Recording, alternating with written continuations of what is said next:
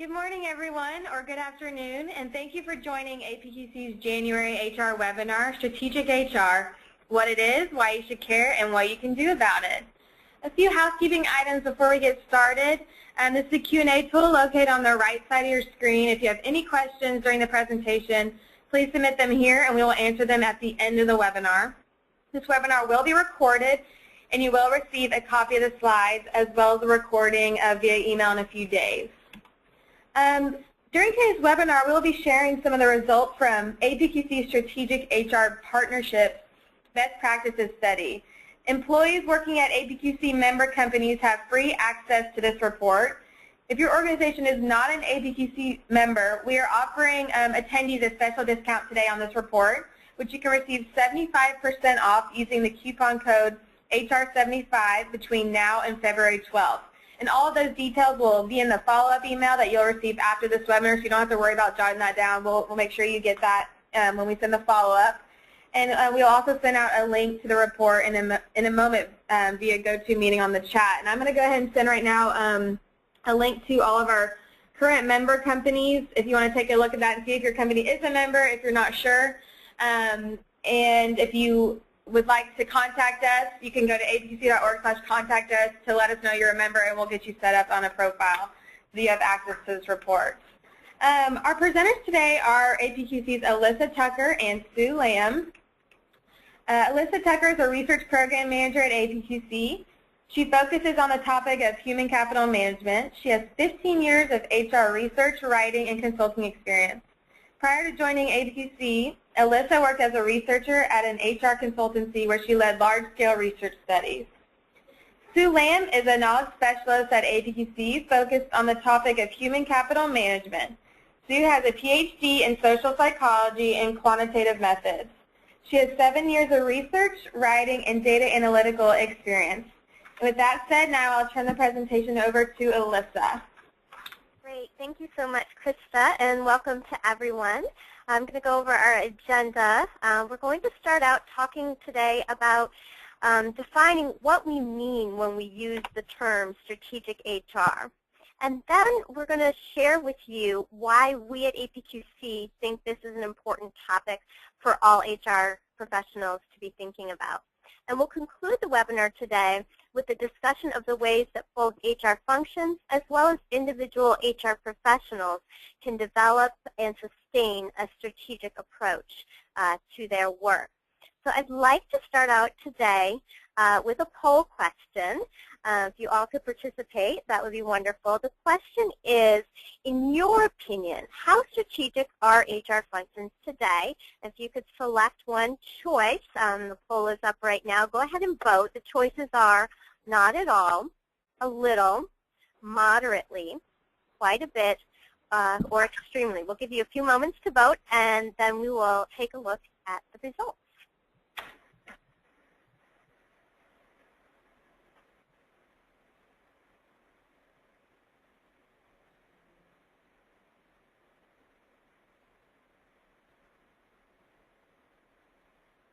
We can go ahead and close the poll. And let's see, our results, 67% of you indicated moderately. And through survey research that we did at APQC, that is a result that we also found. So not surprised by that, but let's talk today about how we can increase how strategic HR functions are, move beyond that moderate point. So let's start by defining strategic HR. And maybe as we do this, it might even change how you think about that question, how strategic are HR functions today. So I want to start out by first pointing out what strategic HR is not about. It's not about being critical or complaining about HR. I think we've all seen articles and blog posts and discussion along those lines, and that's not what we're talking about today. I wanted to share with you, recently I interviewed HR blogger William Tincup. Many of you may be familiar with him. He's a very well-known HR blogger. If you follow him on Twitter, he will point you to all kinds of great articles and research and discussions on the topic of HR and current HR issues. And he's an expert in particular on HR technology and social media. And he's written a lot about the HR function and HR professionals, and he's also written on the topic of strategic HR. And so I asked him, why aren't all HR functions already operating as strategic business partners? I've been in the HR research field for many years, and I've been reading about this topic and talking about this topic for many years, but, you know, why aren't we all there yet? And he had a really interesting answer that I want to share with you. And he clarified that strategic HR is not about being critical of the HR function or HR professionals. And he said that HR isn't already strategic, not because it's incompetent, not because HR is lazy, but because the business has been asking it to focus on more tactical issues. And he said, quote, "The truth is HR is doing tactical things because that's what the business wanted it to do 20 years ago, 10 years ago, 5 years ago." And I thought that was a really important point to make. The HR, there's nothing wrong with HR as we sometimes see in the headings. HR has been doing what the business has needed.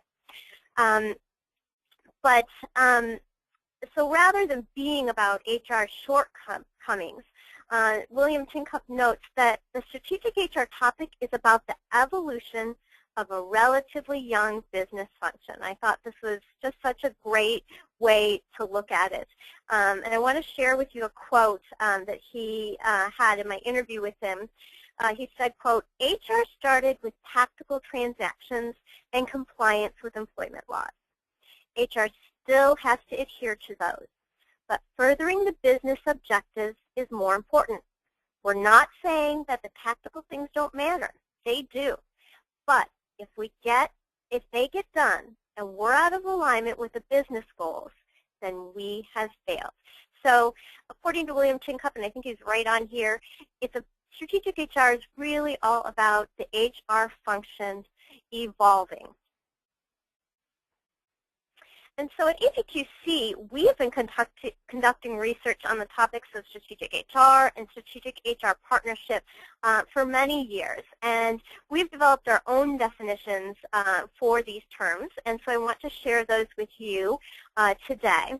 In our view, the term HR administration refers to HR's transactional duties, while the term strategic HR refers to the HR tasks that more directly influence business critical objectives. So I'd like to give you some examples of strategic HR contributions.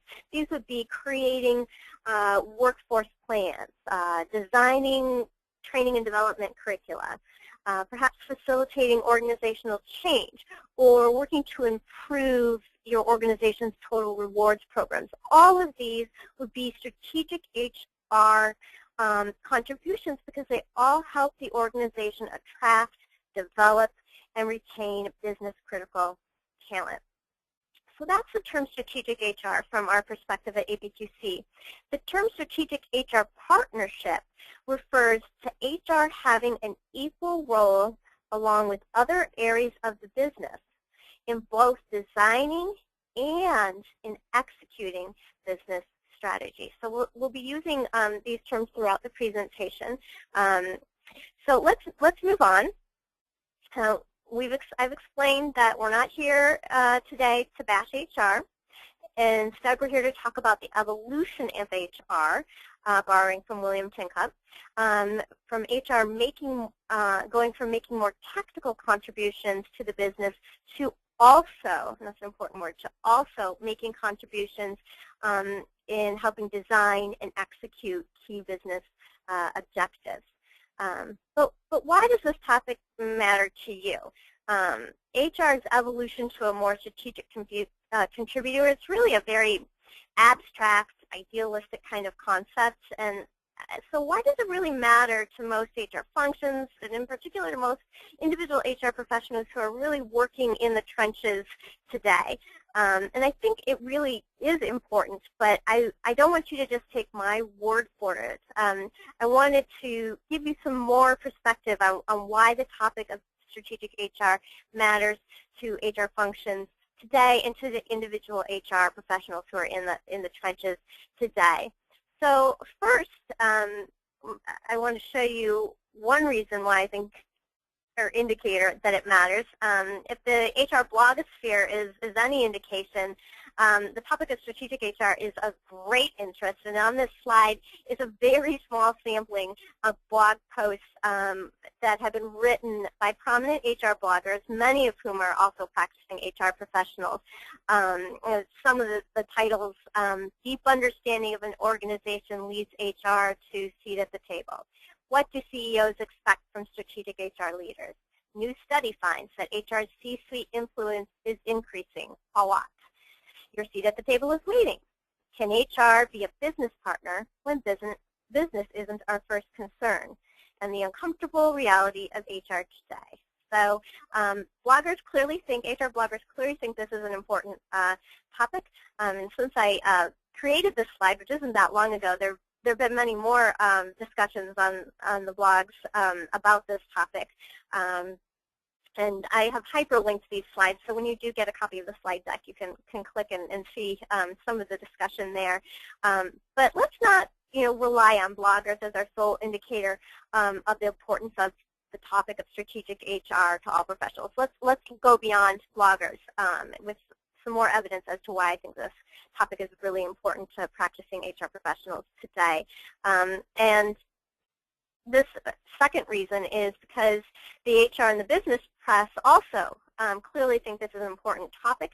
On this slide you see just again a sampling. From Fast Company we see the article Strategic HR, the time is now. Forbes, what's a strategic business partner and can I be one? And Workforce Management, HR's future looks strategic, or does it? So there are numerous HR and business publications that clearly think this is an important topic. But I have a much more, what I think is a much more compelling reason why this topic matters. And this reason came to me from HR blogger and newly appointed CEO of the Great Place to Work Institute, China Gorman. And as many of you know, the Great Place to Work Institute is the organization behind Fortune magazine's 100 Best Companies list, which was just published this month. And recently I interviewed China Gorman, and she talked about how the business is demanding that HR be strategic because talent impacts whether or not key business objectives are realized. And so China Gorman said to me, quote, I think that is why strategic HR really matters. It's because it's the foundation of any organization's success, whether the organization is large, small, for-profit, nonprofit, a startup, or a mature business.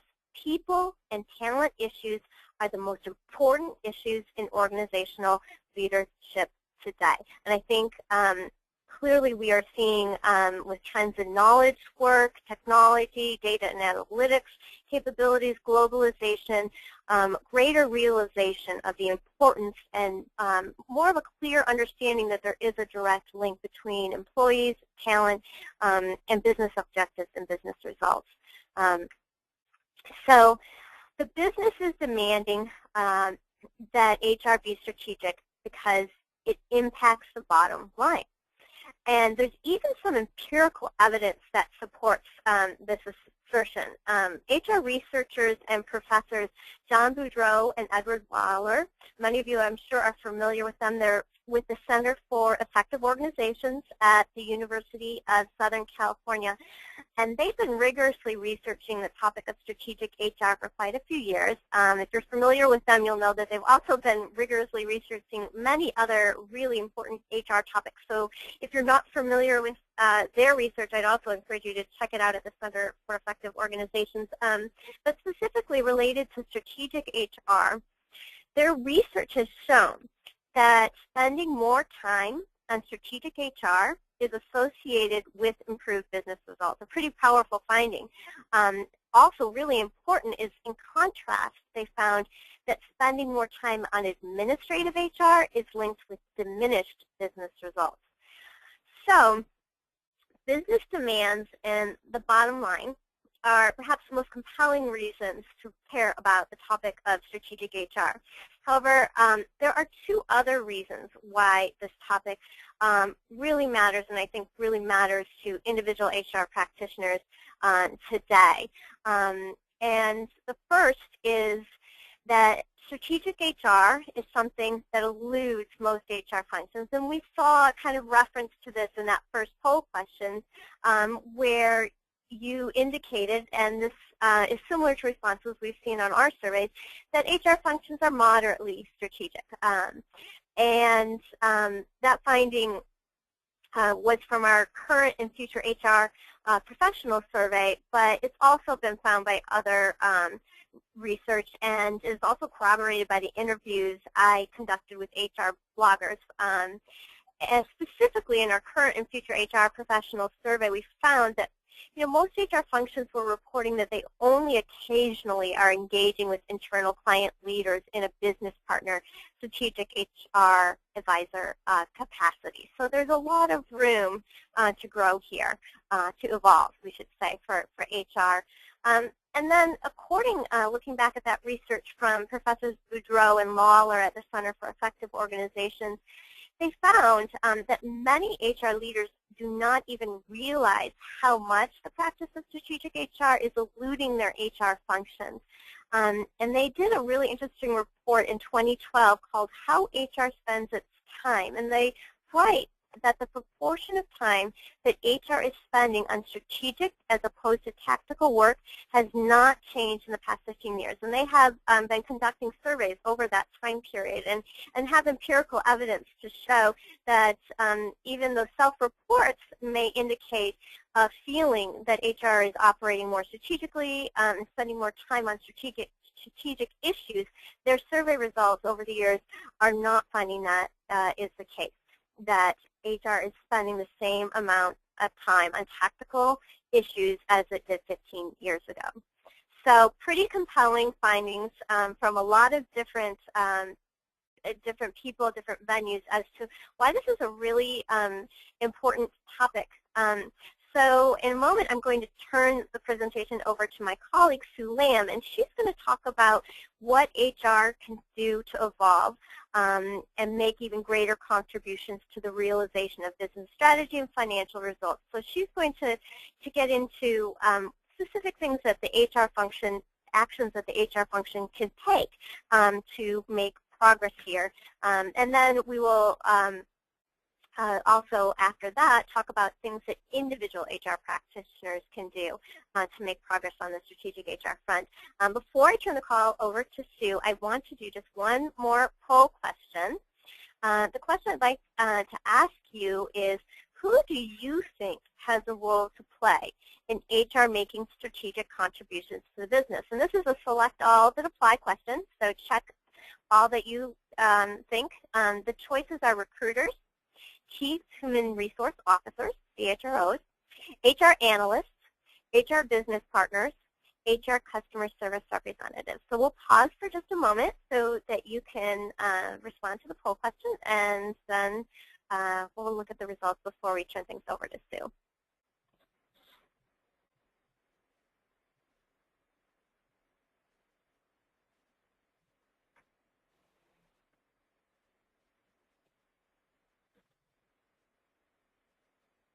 I think we can go ahead and close the poll, let you know what the results are. So 90% said CHRO, 85% said HR Business Partners, interesting 77 HR Analysts, and then we go to recruiters, and interesting that 52% said HR Customer Service Representatives. So remember that one, the HR Customer Service Representatives, and that 52%. As Sue talks, you may shed some light and maybe even change your view on how you would answer this question. So I'm going to turn it over to Sue. Okay, great. Thank you, Alyssa. So strategic HR, what can I do? So first, I'm going to be sharing some APQC research findings about what actions HR functions can take to be more strategic. Then I'm going to present specific actions that individual HR professionals can take to prepare themselves to make more strategic contributions and evolve with the HR function. So as we go over these actions for HR functions and individual HR professionals, I hope it'll become apparent to you that every HR professional has a role to play in the process of HR becoming more strategic. So as all the poll results show, whether you're a recruiter, an HR analyst, or an HR services center representative, you play a critical role in how much of a strategic contribution your HR function makes to the larger organization. So earlier, Alyssa mentioned APQC's current and future HR professional survey. And in analyzing these survey results, we compared the responses of organizations that do and also do not take a strategic partnership approach to HR.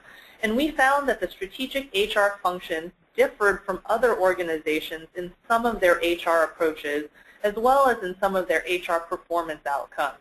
So for example, as you can see on this slide, HR functions that are operating in strategic business partnership ways, these business partners reported more consistent HR service delivery. So our comparative analysis also revealed that HR organizations acting in a strategic business partner role also use outsourcing and technology for administrative HR tasks more than other organizations. So our strategic HR partners were using outsourcing and technology to handle some of these tasks, perhaps to free up some more time for more strategic work. These business partners were also more effective at resolving cross-organizational issues, which may be due to their use of a formal project management approach to deliver services. And finally, HR business partners use HR-specific competency models and scorecards more than other organizations.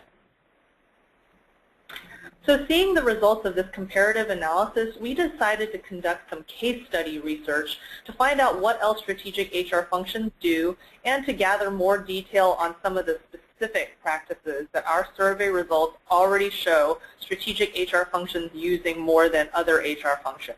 So we did some case study research to get some more in-depth detail on the actual practices of these strategic HR partners. So when our survey results were combined with these case study research, they revealed a number of best practices of these strategic HR functions.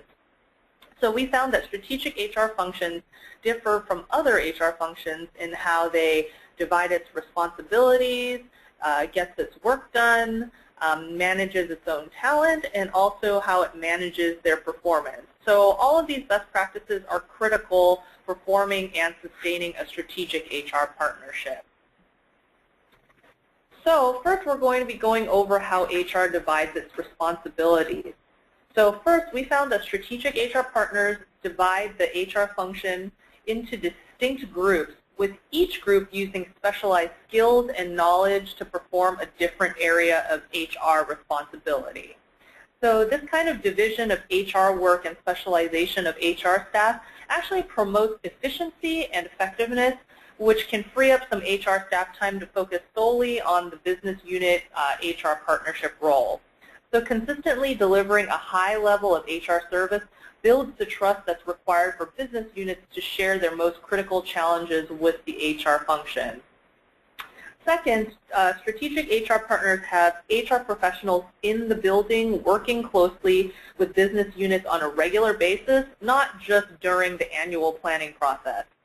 So the tiered structure of strategic HR functions, as I had mentioned in the first best practice, and the business partner role that this structure makes possible actually allows HR to not only be at the planning table with the business units once a year.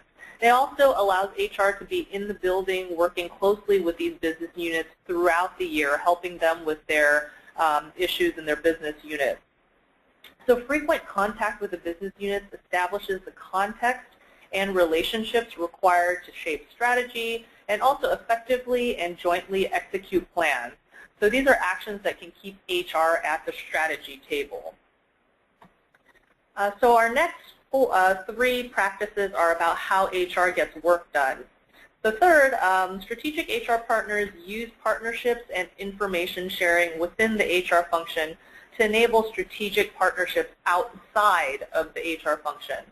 So internal HR partnerships promote consistent delivery of HR services across the organization. And they also foster the identification and dissemination of HR best practices throughout the organization.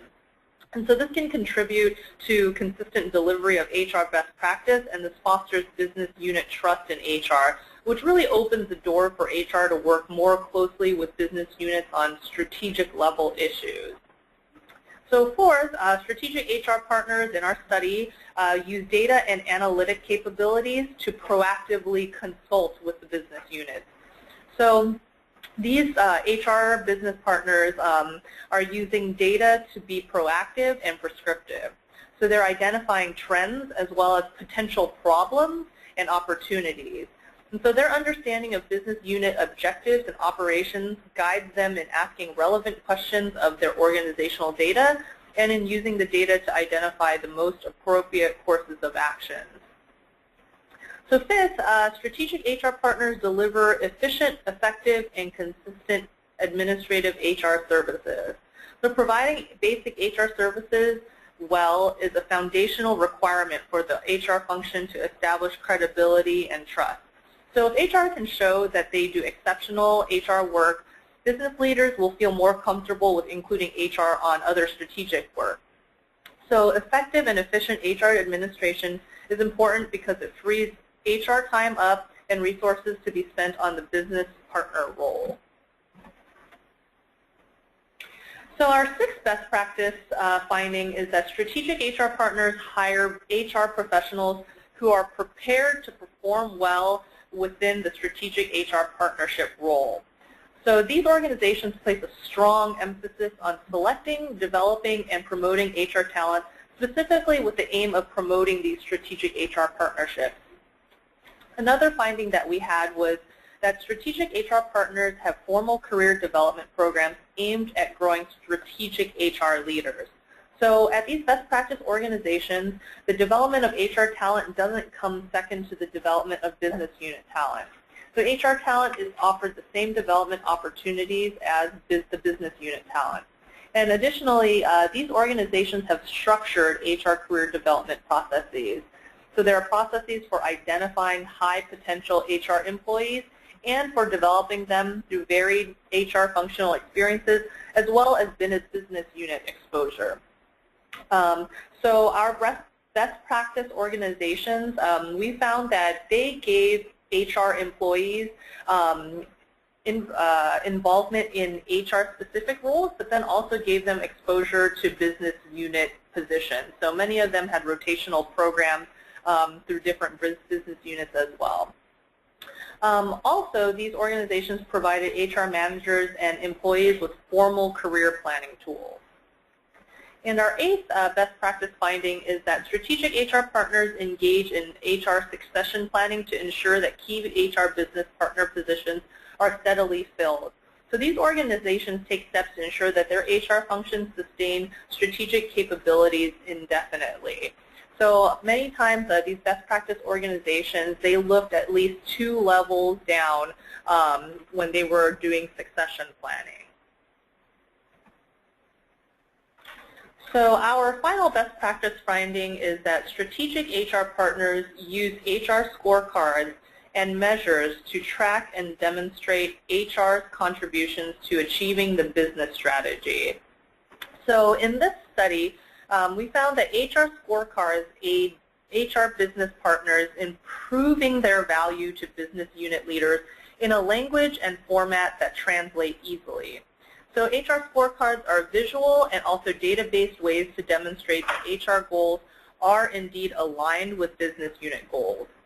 They're also useful for continuing the HR business unit dialogue that begins during annual business unit planning meetings. So throughout the year, as scorecards are updated, HR and business unit leaders can jointly assess progress towards their goal and then also modify goals as necessary. And so in our best practice organizations, many times on the HR scorecard, there were goals that were directly tied to business unit performance as well.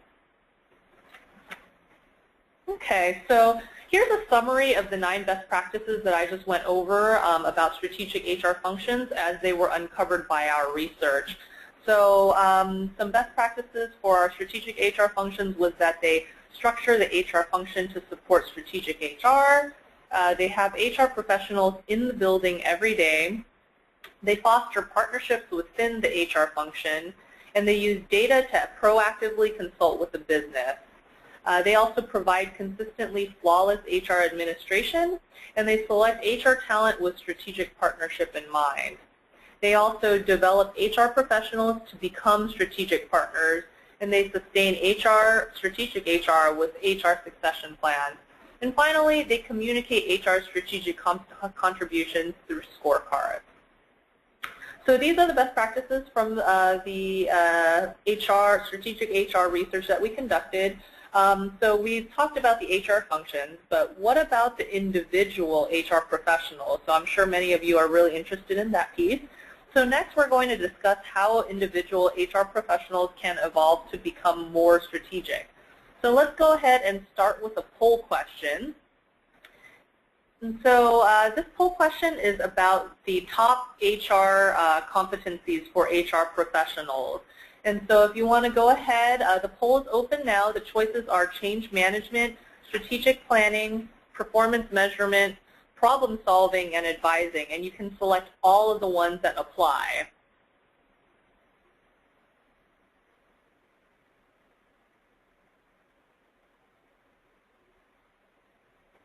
So we'll take another few moments.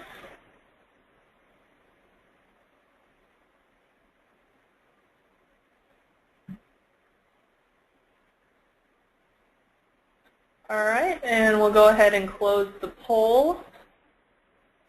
And so it looks like here, 86% of you said change management, 89% of you said strategic planning, and then 72% at performance measurement, 86% at problem solving, and 75% at advising. And so it looks like over 70% of you at least answered yes to each one of these items here. Okay. So similar to our poll findings, an APQC survey revealed that future HR professionals are going to need competencies in all of these areas. So the audience got it spot on. You're most likely going to need all of these competencies to be a strategic HR partner. So at the conclusion of our survey and our case study research, we wanted to learn more about how individual HR professionals could prepare for this type of role. So we asked HR bloggers, practitioners, and also experts to name specific actions that HR professionals can take to become more strategic. So we summarized their responses into 7 different actions that HR professionals can take, which Alyssa is going to present now. Great. Thank you so much, Sue. As Sue said, I'm going to discuss 7 actions that individual HR professionals can take to become more strategic. Just quickly, I'm going to read through these actions for you. The first one is learn math. Number 2 is learn coding. 3 is network with strategic HR professionals. 4 is develop relationships with business stakeholders. 5, understand the business. 6 is speak the language of the business. And 7 is take a solutions approach. So now I'm going to go through and tell you what these HR experts had to say to HR professionals about each of these actions.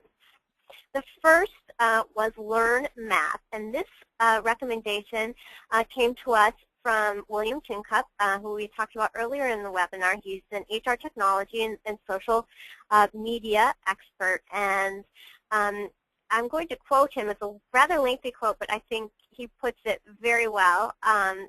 William Tincup said, quote, learn statistics, learn math, and understand the quantitative side of HR. HR very much runs via intuition. It's not really running on science. Intuitively, HR is good. Intuitively, who should we hire? Intuitively, who's a bad manager? Intuitively, who's our best employee? Intuitively, HR knows. Anecdotally, HR knows. Scientifically, HR doesn't. And according to Tincup, quote, it's because HR doesn't have a command of math. They don't have a command of stats. They don't have a command of quantitative analysis. So the first thing you need to do is fall in love with stats. And again, I'm still quoting William Tincup. You want to get better at this, he says, go take a stats class. After you take a stats class, you start to understand that you can use both. You can use intuition. We're not going to say that you can never use intuition. That's foolish. Always use intuition. Just base it on math. That's the first thing I would do. So learn math. And then Tincup goes on to couple that first recommendation with a recommendation for HR professionals to learn coding. And he says, quote, take some coding classes. Have an understanding. Rather than just being a consumer of HR technology or recruiting technology, actually understand what the zeros and ones really do. Basic stuff. He says, I'm not asking anybody to go program in Java. What I'm asking people to do is to understand how code works so that they understand how data works. Because everything we do in HR is all about data. That's why the concept of big data scares HR, because at its core, HR is not good at data. He says, we don't understand data. The second thing I would do outside of math and stats is I would just fall in love with technology. You've got to find a way, because software runs the planet and it runs HR. With us or without us, it runs HR. So get on that train, quote from William Tincup. And I wanted to just share one thought here on these first two findings, learn math and learn coding. While we did that best practice study on strategic HR partnerships, which Sue just presented the findings of in 2013, APQC previously had done a study on this topic of strategic HR in 2005. And we found some pretty striking differences between how HR was operating strategically in 2005 and then again in 2013.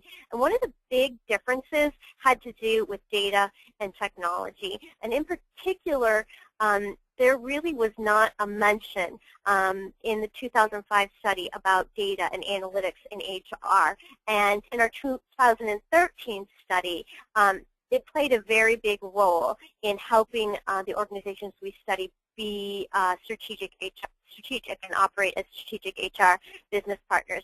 Now, it could have been a result of two different studies, different companies being studied, but I really strongly myself believe that technology and data and analytics capabilities have evolved to a point where it is changing how HR can operate and be strategic.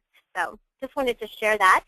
We will go on to our third suggestion, which again comes from Tincup, and it's to network with strategic HR professionals. And I'm going to quote him again. He says, network with people who are already strategic.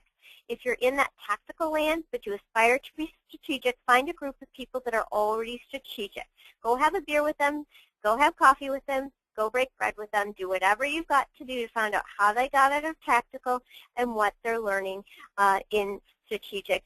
And just to summarize, I'm no longer quoting, but Tincup, in my discussion with him, went on to talk about that he felt that many HR professionals were leaving HR at the job and that they weren't doing a lot of networking with HR peers. And he really felt that if you're an HR professional and you can find peers who have already made the journey to operating in a more strategic way, in a more strategic business partner model, to befriend them, talk to them, find out how they did it, and use that to guide you. Kind of HR mentoring HR was his suggestion on that.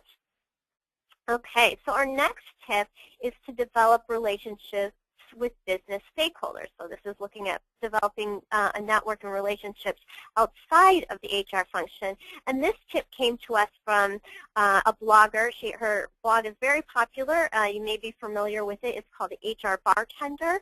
Her name is Charlene Lobby, and she said, quote, "Building relationships takes time, and it doesn't always happen in traditional business settings." So she's talking about going outside of your regular work day, whether it's at conferences or other venues, to find out what people who are in the business are thinking, not just networking within HR.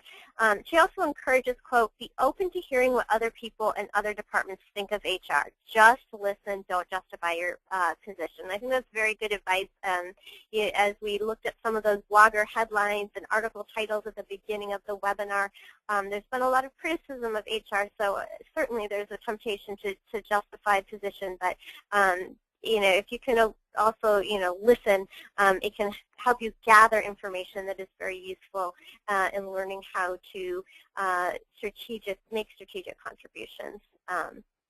Our fifth suggestion was brought forth by both Charlene Lobby and China Gorman. And as we mentioned earlier, China Gorman is the CEO of the Great Place to Work Institute.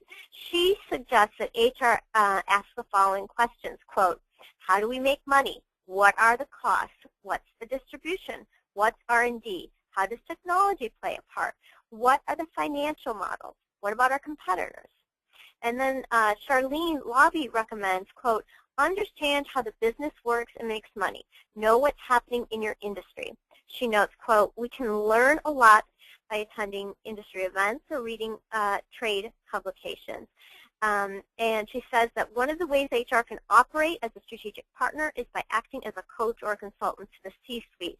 That means being in a position where they tell you their concerns and challenges. And this relates very much to one of the findings that my colleague Sue presented about structuring the HR function to be a strategic partner. We found in the organizations that we did case studies on that the head of HR was reporting to the CEO, and in doing that, it signaled to the organization that the CEO felt that HR was a strategic player, and it kind of set the tone for HR to be accepted in that role throughout the organization.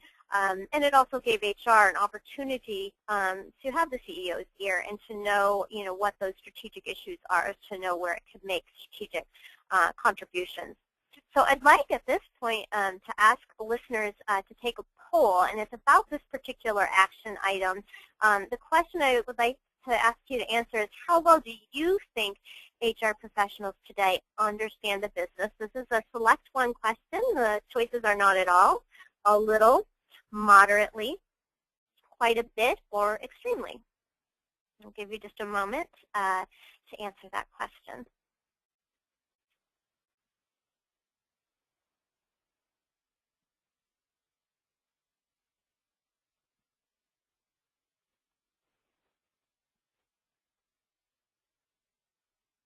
Okay, we can go ahead and close the poll and see those results.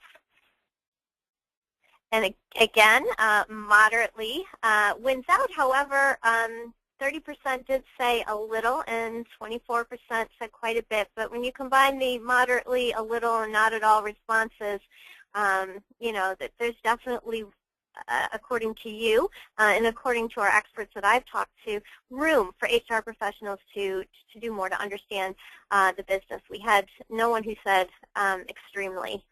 Only 24% said quite a bit. So the next action item, the sixth one, is related. You need to understand the business to be able to turn to the sixth action item, and it is to speak the language of the business. And this did come from William Tincup, and he urges, quote, "Get rid of the words I feel or I think.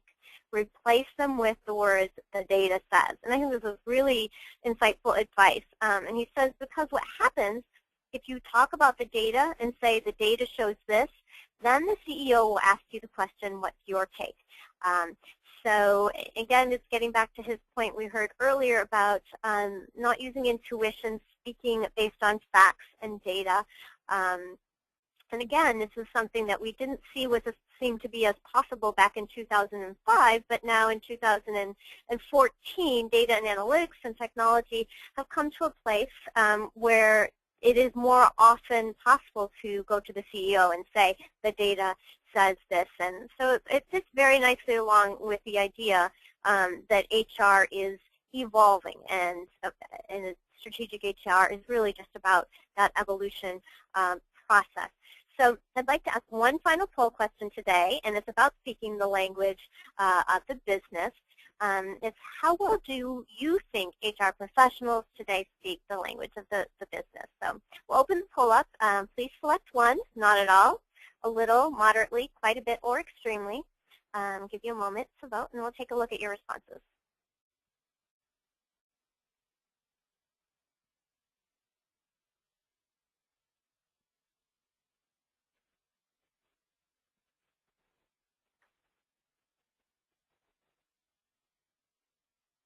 Okay. So only 1% said extremely, and 12% quite a bit. And we did have 8% say not at all. So we're in the a little moderately response area. So there's definitely progress to be made here. And as we talked about, there is, the language of the business is evolving to include data and analytics much more. And just as the business is evolving in its capabilities there, so too is HR. So I'd like to turn to our seventh and our final action item for individual HR professionals based on the interviews with the HR experts, bloggers. And this one is to take a solutions approach. And this suggestion came from both China Gorman and Charlene Lobby. China Gorman suggests, quote, become solution-oriented. In a lot of organizations, you hear that HR has the reputation of being the department of no. No, you have to follow the policies. So she's suggesting you counteract that by being very focused on solutions to the problems outside of the HR function within the organization. And then Charlene Lobby advises, quote, before telling people what they should or have to do, I try to find out what they want, because sometimes that's possible, and we all like feeling in control. So again, going back to that idea of listening to your stakeholders outside of the HR function and what their needs are, and learning about those needs on an everyday basis really can go a long way to helping an HR professional operate strategically. So I'd like to just summarize these 7 actions that individual HR professionals can take to be more strategic. They are learn math, learn coding, network with strategic HR professionals, develop relationships with business stakeholders, understand the business, speak the language of the business, and then take a solutions approach. And if you don't already follow these bloggers, I encourage you to check them out. Each offers really timely and practical insights for HR professionals. And on this slide, I've included their websites where they post their blogs, as well as their Twitter handles. So feel free to check them out. They're very entertaining and educational as well. So we've come to the end of our formal presentation on strategic HR. We're going to turn to Q&A in a moment. I'd like to encourage you right now to submit any questions you have using the chat feature on the webinar. And while you submit your questions, I'm just going to give you a few updates on some of APQC's latest human capital management research. I want to remind you that you can always find the inside scoop on our HR human capital publications, research, events on our All Things HCM page. This is a snapshot of just part of the page as it looks today. And you can access that page at www.apqc.org www.apqc.org/all-things-HCM. And again, that's a hyperlink on this slide. So when you receive these slides and you receive the email in a few days following this presentation, you can click on that and check out the page. And if you do, you will see on it that we've just released the first of the results of our leadership deficit research. And this research not only identifies specific leadership skills gaps, but it goes further, and we've used predictive analyses to reveal the most powerful factors associated with the leadership shortages. So looking at what's really driving leadership shortages. We hear lots of theories. We actually went and tested those statistically. And then we also used predictive analytics to isolate, out of all the many solutions we see being thrown around out there for solving the leadership shortage, which ones look like they are most promising in terms of being related to having a smaller leadership skills gap. So the first of those results are hyperlinked on this slide, and they're also on our All Things HCM page. You will see that there are some materials available to all for free, and then the in-depth findings are available for free to APQC members, and they are available for purchase as well to APQC non-members. And if you watch the APQC All Things HCM page in our website in the coming months, you will see more results from the survey. We're getting ready in February, coming quickly, to release findings on leadership style, those types of leadership styles that organizations today need most. And then in March, we'll be releasing industry-specific findings on the leadership shortage and leadership capabilities and challenges in different industries. So lots of exciting findings on the topic of leadership. And then we're about to turn over to your poll, not poll questions, to your questions for us. I did want to let you know that we have just launched a new survey that's live. It's on HR Trends, looking at what your HR function's top priorities are in 2014 and how prepared your HR processes and practices are for achieving those goals. It also asks about various HR trends. We've heard about the big data trend earlier in this webinar, and we ask, are these real? Are they things that you're actually dealing with in your job today, or are they more hype? So I encourage you to take the survey. It's a quick opinion-based survey. You can reach it at www.apqc.org/HR Trends. Survey. If you fill that out, you will receive a free survey results summary report, and you can find out which HR trends are real and which ones are hype. So I hope you have had time to submit your questions. I'm going to turn the webinar back over to our moderator, Krista, who is going to facilitate the Q&A. Great. And I just want to remind everyone that this webinar was HRCI approved, so you will also receive that code in the follow-up as well for people who are wanting credit for this. So some of the questions that came through, we had a really good one about how would you pitch to convince a CEO or CFO that strategic HR is worth investing in? We actually discussed this when we were doing some of the case study research, and one of just my takeaways from that was that there is some resistance in some cases that organizations felt, maybe not from the CEO specifically, but from other business leaders outside of HR. And it really took HR just showing up for the meetings, being there, just not waiting for permission to make strategic contributions, but finding that data and bringing it forth, finding that solution to that problem and bringing it forth. And it was really something that took being willing to be tough in the face, just to stick with it in the face of maybe some pushback, and to keep contributing, and just took time to build that trust.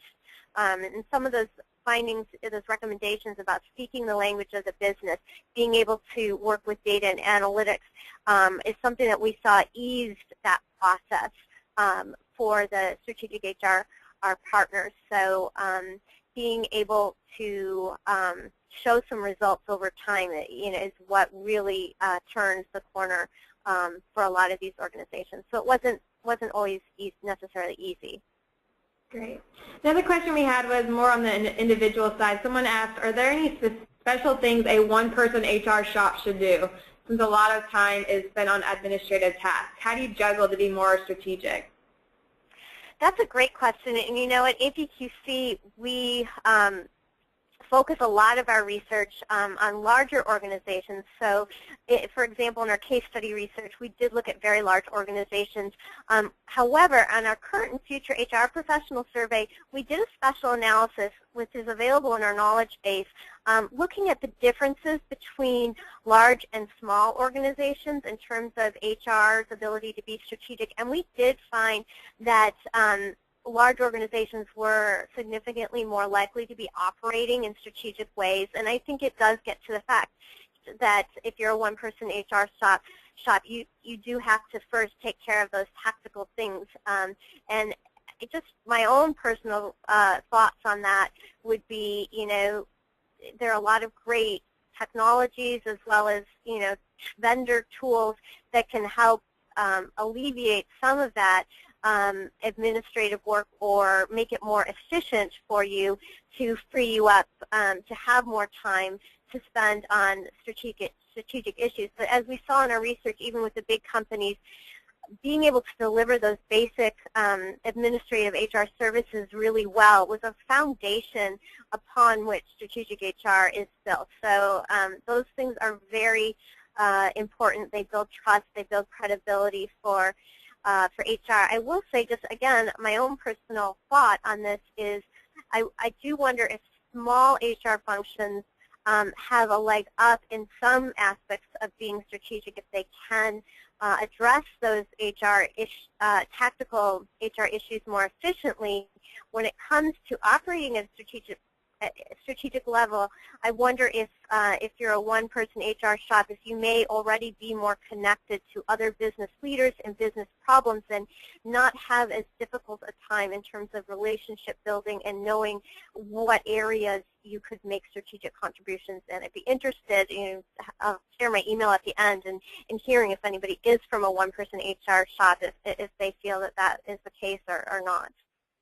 Great. The last question we had, what components, can you give like a couple examples of the components of HR services that are strategic versus transactional? So okay, let me make sure I heard the question correctly. Examples of transactional HR services versus strategic HR services? Yes. Okay. So transactional services would be, for example, benefits enrollment, FMLA administration, payroll, those basic things of, hiring, employment contracts, and firing, and paying. Those basic things are really tactical, whereas in a strategic, looking more strategically, it would be, determining, what your compensation strategy and structure is going to be, what your benefits package is going to be, where you have a certain pool of benefits dollars, where are you going to spend that. Those would be more strategic level decisions. Great. Well, with that, I know we're coming close to our time, so I just wanted to thank everyone again for joining. Just a reminder, non-members who want to purchase this report, attendees will receive a discount code in the follow-up to purchase this on APQC's knowledge base. We also want to thank our member companies for joining, as you have free access to this information in the knowledge base as well. And I will also send out the HRCI approved code in the follow-up, as well as the slides and recording. So thank you again, everyone, for joining. Stay warm, and we hope you have a great day. Thanks, Alyssa.